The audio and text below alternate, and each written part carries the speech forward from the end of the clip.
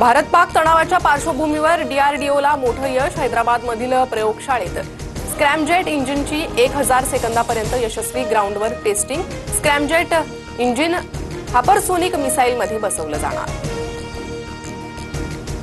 बलूच लिबरेशनच्या सैन्याकडून बलुचिस्तानमध्ये आयईडीचा स्फोट। हल्ल्यात पाकिस्तानच्या 10 सैनिकांचा मृत्यू।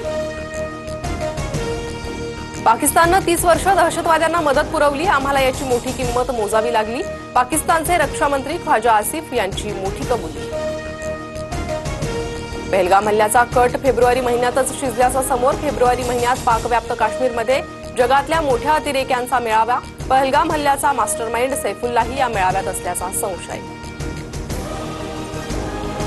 राज्यातील धर्मादायसह सर्व खासगी रुग्णालयांचे नियम अधिक कठोर करणार। रुग्णालयास त्याच्यावर उपचार करणं बंधनकारक करणारी नो डिनायल पॉलिसी आणणार, अजित पवारांची घोषणा।